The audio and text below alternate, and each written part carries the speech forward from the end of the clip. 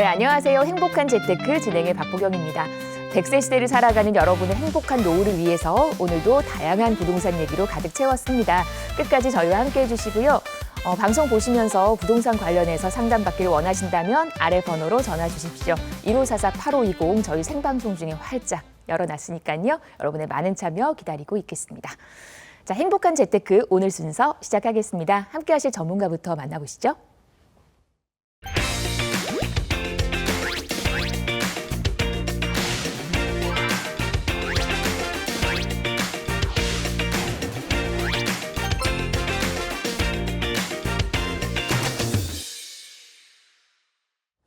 네, 저희 오늘은요 이동주 전문가와 이 시간 함께하겠습니다. 어서 오십시오.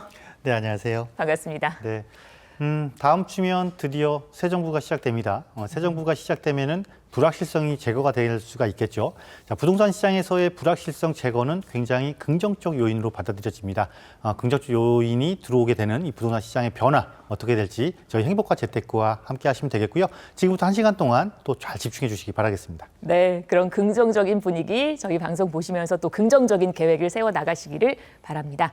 자, 그럼 저희 이제 시장의 흐름 이슈 한번 점검을 해보도록 할 겁니다. 첫 번째 이슈가요. 7월에 대출 규제가 한층 더 강화될 예정인데 대출 한도는 줄어드는데 정책 자금 대출 한도는 유지된다고 합니다. 우리가 이럴 때 눈여겨봐야 될 정책 대출 어떤 것들이 있는지 한번 정리를 해볼까요? 네, 그렇습니다. 어떻게 보면 좀 다행이죠. 네. 또 3단계 DSR, 스트레스 DSR인데 네. 이제 가상금리를 적용을 해서 총 대출 금액을 산정을 하기 때문에 결론적으로는 대출 한도가 줄어들게 됩니다. 어느 정도 줄어드냐면 현 시점 대비 시행이 되고 나면 전체 대출 금액이 한 3%에서 5% 정도가 줄어들어요. 그러니까 많이 줄어들게 되는 거죠. 시뮬레이션을 해본 결과 뭐 어떤 경우에는 평균적인 연봉으로 따져봤을 때 한 1억까지도 줄어드는 그런 상황이 발생을 하기 때문에 여러분들이 이렇게 이런 것들을 벗어나서 어떤 혜택을 받을 수 있는 이런 정책적 자금을 조금 많이 활용하실 필요가 있다. 그래서 이 정책적 자금에는 변화가 없거든요. 그래서 보시게 되면 조금 내용이 조금 많아요. 내용이 조금 많은데 여러분들이 그냥 핵심 포인트만 조금 짚어 나가시면 될 것 같아요. 일단 신생아 특례 디딤돌 대출, 내 집 마련 디딤돌 대출이란 두 가지가 있는데 주로 보면은 신혼부부라든가 자녀가 있는 가정을 대상으로 하고 있다 이렇게 보시면 되겠고 특히 이제 신혼부부의 기준이 이렇게 있습니다. 신혼부부의 기준은 네. 자, 혼인신고하지 7년 이내가 신혼부부다. 라고 이 정책 대출 상품에서 정해놓은 거예요. 네. 그러면 7년 지나면 신혼부부가 아니다 이렇게 생각하시면 됩니다. 네. 그리고 향후 3개월 내 결혼 예정자도 이제 신혼부부에 해당이 된다 이렇게 보시면 되겠고 평가액 9억 원이냐 평가액 5억 원이냐에 따라서 대출 상품을 내가 선택할 수 있는 기준은 달라집니다. 물론 평가액 5억의 내 집 마련 디딤돌 대출도 신혼부부나 두 자녀 이상 가구는 6억 원 이상으로 조금 한도가 늘어난다는 거 좀 체크를 해보시면 될 것 같고 대출 한도에서는 아무래도 내 집 마련보다는 신생아, 자녀가 있을 경우, 신생아가 있을 경우에 대출 한도 금액은 조금 높다라고 보시면 되겠고 무엇보다 가장 큰 혜택이라면 아무래도 금리라든가 만기 이런 그 부분이겠죠. 이런 부분들도 체크를 해보시고 자격은 여러분들이 꼼꼼하게 좀 체크를 해보셔야 돼요. 이 자격의 요건에 부합하지 않으면 이런 정책자금 대출을 받을 수가 없기 때문에 반드시 이런 정책자금 대출을 하실 때는 해당 관련 기관에 들어가셔서 이런 내가 자격 기준이 해당이 되는지를 먼저 살펴본 이후에 자격 기준이 해당된다면 정말 적극적으로 이거를 활용해 보실 필요가 있다라고 생각이 됩니다. 지금 이 대출 자격이나 조건에 해당되지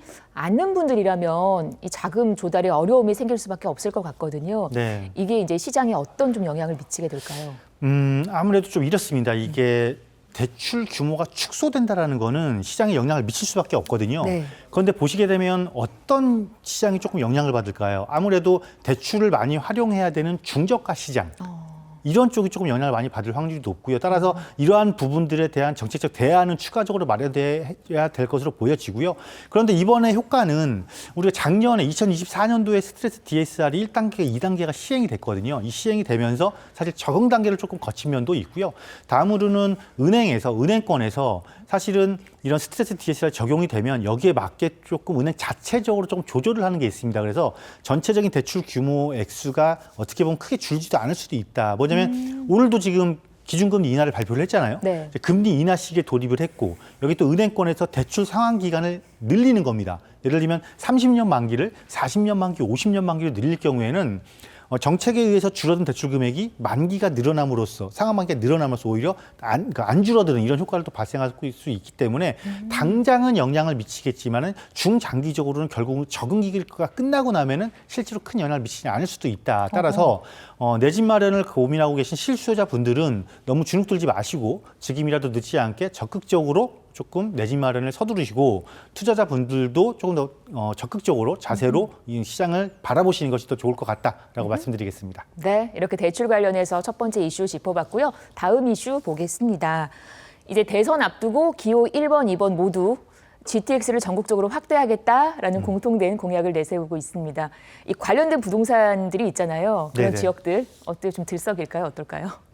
아무래도 이번 대선에서는 네. 사실 부동산 공약이 큰 이슈가 있는 공약이 많이 눈에 띄지는 않아요. 맞아요. 근데 이제 두 양쪽에서 전부 다 지금 무엇을 강조하고 있냐면 교통 여건을 많이 강조하고 있거든요. 네. 그러니까 부동산에서 그만큼 입지와 교통 여건은 굉장히 중요하다라고 보시면 되겠고, 양 두 후보, 양 당의 두 후보의 공약을 보면은 사실은 내용이 다른 것 같은데 자세히 크로스를 해보면 같아요. 사실 같은 것과 같은 이야기를 하고 있는 거여서 이 GTX에 대한 기조는 크게 다르지가 않다. 특히 뭐 초강력권, 강력권 이렇게 단어를 조금 잘못 바꿔서 쓰는 것뿐이고 뭐 외곽이면은 이런 부분도 같은 부분이죠. 또 다 같은 부분들이 포함이 돼 있기 때문에 특별히 틀린 건 없다. 그리고 이번에 발표하는 이런 GTX 정책은 사실 과거에 GTX가 처음 발표됐을 때보다 시장에 미치는 영향은 굉장히 제한적일 수밖에 없을 것이다. 가장 큰 이유는 뭐냐면 사실 이겁니다. 이거 GTX ABC 노선.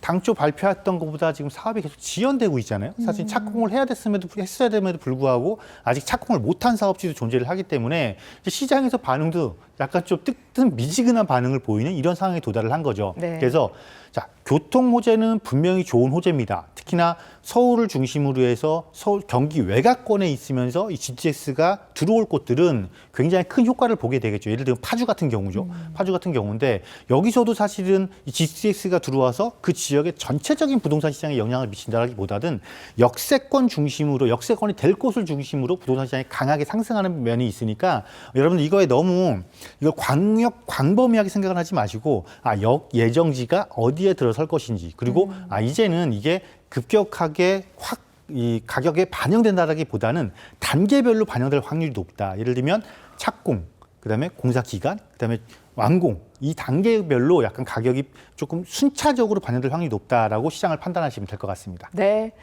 그 안에서도 옥적을 잘 가려내실 수 있도록 돌과 보석을 우리가 잘 가려낼 수 있는 그런 해안이 필요할 것 같습니다. 방송에서 언급된 부동산 관련 설명은 전문가 개인의 의견입니다. 투자하실 때는 나의 성향 잘 파악하시고 투자에 대한 판단은 본인의 몫이라는 점 기억하시기를 바랍니다. 저희 그러면 이제 첫 번째 전화부터 우리 시청자분부터 만나보도록 하겠습니다. 여보세요? 네, 여보세요? 네, 안녕하세요. 반갑습니다. 네, 안녕하세요? 네, 어떤 점이 궁금하실까요? 네. 제 딸아이가 네. 직장이 강남인데 네, 강남 근처인 송파구로 독립을 하고 싶어 해요. 네. 그래서 이왕이면 전세 얻을 돈에 조금 보태서 매수를 해볼까 하고 네. 알아봤더니 그 송파구 삼전동이 지하철 노선도 좋고 개발 호재가 꽤 많더라고요. 네, 네. 예, 그래서 이제 계속 알아보다가 그 삼전동 옆에 있는 본동하고 비교를 많이 하더라고요. 네. 그래서 두 곳 중에 어느 곳에 매수를 하면 더 좋을지 네. 좀 여쭤보고 싶어서 전화드렸어요. 네, 송파권에서 이제 내 집 마련, 나의 첫 집을 마련하려는 따님에 관한 그런 네. 상담 원하셨고 지금 보신 지역은 있으니까 어디가 네. 괜찮을지 저희 이동주 전문가님 연결해 드릴게요. 네. 네. 네, 안녕하세요. 네, 안녕하세요. 네, 반갑습니다. 네. 네. 따님의 내 집 마련을 해주시려고 지금. 네. 네. 따님은 되게 좋겠어요, 그죠? 그 다른 곳도 아니고 송파구에다가. 그런데 지금 잠실동하고 삼전동을 보신 거예요, 그죠? 예, 예. 특히 두 곳을 딱 찝으신 이유가 교통 호재가 좋아서 찝으신 거예요? 네, 일단은 그 9호선 있잖아요. 네네. 예, 9호선을 많이 이제 이용하다 보니까 네네. 예, 또 강남 바로 옆이고 해서 네. 딱 좋겠다 싶어서 알아봤더니 예, 삼전동하고 본동하고 많이들 비교를 하시더라고요. 자, 네. 한번 이렇게 볼게요. 그러면 둘 중에 어디가 좋냐 이게 지금 궁금하신 게 결론은 그죠? 네. 지금 현재 상태로서 만약에 제가 판단을 해서 제가 만약에 결정을 한다라면 네. 저는 삼전동에 조금 더 포인트를 둘 것 같아요. 네. 왜냐하면 네. 입지로 보면은 사실 잠실 본동이 훨씬 좋아요. 네네. 그죠? 네. 종합운동장 바로 옆에 있으니까 여기는 더블 역세권이고 네. 또 이렇게 삼성동이랑 종합운동장에 여기 마이스 산업에다가 여기 비즈니스 센터에다가 여기 지금 업무지구가 들어오는 거예요. 그죠? 네. 자, 보면 더블 역세권에 업무지구 추가 조성. 여기다가 바로 요 위쪽 보면 여기 재건축 단지, 고가의 재건축 단지. 여기도 재건축 단지. 위쪽에 이미 고가의 아파트 포진. 누가 봐도 삼전동이 입지가 좋아요? 잠실본동이 입지가 좋아요? 그럼 잠실본동이 입지가 좋아요. 그죠? 그러면 부동산에서는 우리가 첫째도 입지, 둘째도 입지, 셋째도 입지라고 그러잖아요. 예. 그런데 이 입지가 내가 어떤 관점에서 바라볼 거냐에 따라서 달라질 수가 있어요. 지금 우리 시청자님은 여기를 보시면서 뭐라 그러냐면 이쪽 두 곳에 한번 개발 이 이야기 하셨어요. 그죠? 네네. 자, 그럼 개발이 되려면 입지가 너무 좋잖아요? 네. 오히려 개발에는 장애예요, 장애. 아, 장애물이 생겨요. 왜 그러냐면 잠실 본동은요. 지금 말씀드리는 입지적 특징 때문에 뭐가 좋냐면 여기에 수요자들, 특히 임차 수요가 너무 좋아요. 임차 수요의 질이 높아요. 임차 수요의 질이 높아요. 그럼 임차 수요의 질이 높다라는 거는 이곳에 부동산을 가지고 계신 분들이 임대 운영을 할 때 수익이 어떻다라는 거겠어요? 좋죠. 수익이 좋죠. 네. 자, 임차 질이 좋고 수익이 좋으면 여기에 있는 토지의 가치, 땅의 가치, 토지의 가치는 또 어떨까요? 자꾸 올라가겠죠. 네. 이 사람들 개발에 찬성을 빨리 할까요? 늦게 할까요? 늦게 할 거. 그렇죠. 네. 아니, 내가 여기 땅 갖고 있다라면 나는 당연히 찬성 빨리 안 해요. 재개발하려면 빨리 안 해요. 자, 요 개념을 그대로 삼전동으로 가져가 보자고요. 삼전동으로, 요 개념을. 그러면 삼전동은 야, 우리 잠실본동에 바로 옆에 있어. 우리도 얘네하고 뭐 다를 거 없어. 우리도 좋아. 우리도 임차 수요도 좋고 역세권이고 부족한 게 뭐야? 이렇게 생각하는데 사실은 좀 배가 아프죠. 그죠? 네. 그럼 네네. 얘가 삼전동이 잠실본동을 한 번에 누를 수 있는 힘은 뭐냐면 개발을 빨리 하는 거예요. 개발을.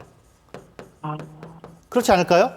네네. 자, 여기는 탄탄하게 지금 일반 주택 시장이 활성화돼서 돌아가고 있는데 같은 모습을 갖추고 있을 때 내가 힘싸움에서 밀린단 말이에요.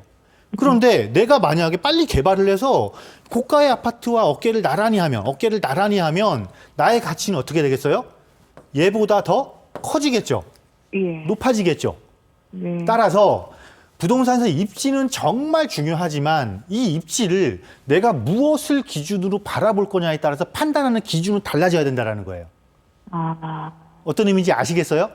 네. 그래서 지금 현재 입장에서는 네. 삼전동이 개발을 목적으로 시장을 바라보신 거기 때문에 예. 삼전동이 잠실본동보다는 조금 더 유리하다. 이렇게 좀 판단을 내려드릴게요. 그럼 이제 더 어디에 빠른- 구입해야 될지 답이 나왔죠? 네. 더 빠른 건가요, 그러면은? 삼전동? 똑같이 개발 시작하면 삼전동이 훨씬 빠를 수밖에 없어요. 아, 네, 네. 이렇게 결론 내드릴게요. 네, 감사합니다. 네, 전화 주셔서 반가웠습니다. 강남에서 출퇴근하기도 좋은 지역, 그중에서도 또 삼전동 쪽으로 한 표를 던져주셨습니다.